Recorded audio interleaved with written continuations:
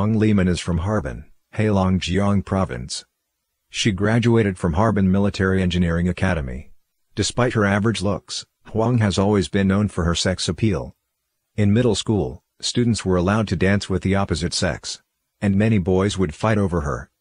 A school teacher at Harbin Engineering Academy had an affair with Huang. His wife learned about it and caused a scene, and the teacher eventually was punished for it. In the early 80s, Jiang was the Minister of Electronics Industry, when Huang happened to work in the ministry's office. According to her colleagues at the office, Huang dressed to kill, and wore a lot of makeup when she came to work every day. The offensively strong fragrance of her French perfume, and the sound of her high heels always preceded, and announced her arrival. Jiang would smile in lustful delight. The Chinese Communist Party organizations were allowed an hour for a nap after lunch.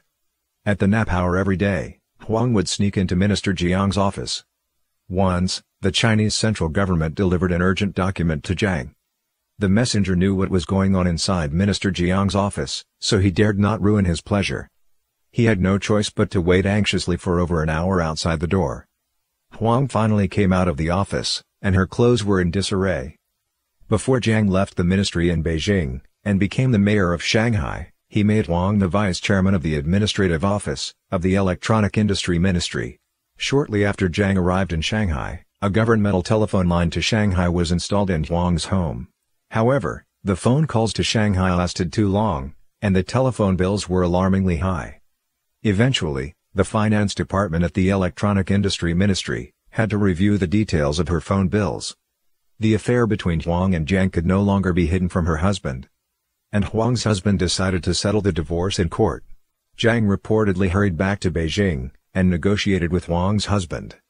The two allegedly came to terms that Huang's husband would move to Shenzhen, and work for an electronics company, while Huang remained in Beijing alone, for Jiang's pleasure when he went Beijing to report to the central government.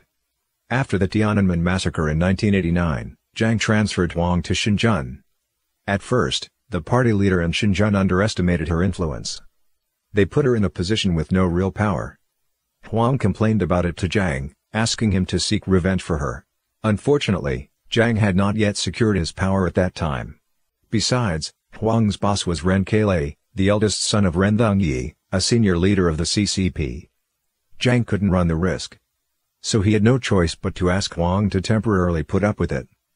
In 1993, Deng Xiaoping held an inspection tour in Shenzhen. Jiang was forced to support the reform, and followed Deng's footsteps to Shenzhen. As soon as the leaders of Shenzhen City Committee were prepared to make a presentation, Jiang asked in a seemingly nonchalant manner without even looking up, "By the way, is Comrade Huang here?" The question shook the secretary of Shenzhen Li Yuwei. This was a hint that he must not underestimate that woman.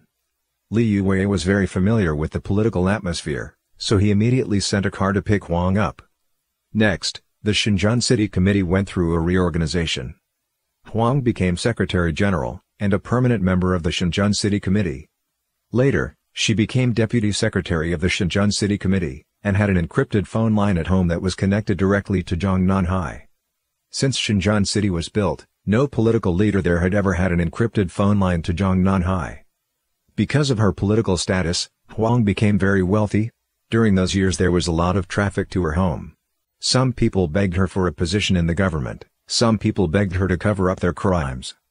A lot of major financial criminals were acquitted, after they bribed Huang with a large bundle of money. To keep Huang's husband from exploding, Jiang ordered the local government to give green light to all his business deals. Huang Liman doesn't have any talent, morality, political accomplishment, or support from the people. She's only good in Jiang's bedroom. She then was promoted to the Deputy Secretary of Guangdong Province. As soon as Jiang had the power to do so, he arranged for her to become a candidate for the CCP's 16th Central Committee, the third candidate from the bottom. Once Huang began calling the shots in Shenzhen, all her sisters also prospered. Her first younger sister, Huang Lirong, became chairman of the labor union of a large corporation in Shenzhen. The CEO of the corporation pledged his loyalty to Huang and Huang Lirong every day.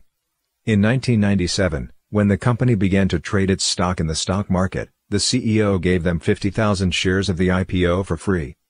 Her second younger sister Huang Lijie was the department head of a bank. Her husband's private company was never short of cash. Just the profits for issuing loans would be enough to provide for several generations in the Huang's family. Huang Liman lived in luxury. She received 300,000 yuan in monthly benefits. The amount of her savings remained at the watermark of 50 billion yuan. She also kept luxurious mansions in Shenzhen, Guangzhou, Beijing and Shanghai whose market value totaled 14 to 15 million yuan. Her mansion in Beijing, Guangzhou, and Shenzhen were paid for with housing benefits, in another word, they were gifts from the Chinese government. Huang had also been exposed for renting 16 luxury suites in Qilin Mansion and the Wuzhou Hotel, for a long period in the name of Shenzhen City Committee, for high-level cadre at the provincial level to use for vacation and holidays. The hotel expenses totaled 20 million yuan a year. While Huang was reigning over Shenzhen City, the number of robberies rose to 600 per day on average. Shenzhen became a paradise for criminals. After Jiang stepped down, Huang soon lost her power, and was transferred to Guangdong Province where she became the chairman of People's Congress, a position with no real power. However, to repair the severe damage she had done to Shenzhen would take a long time.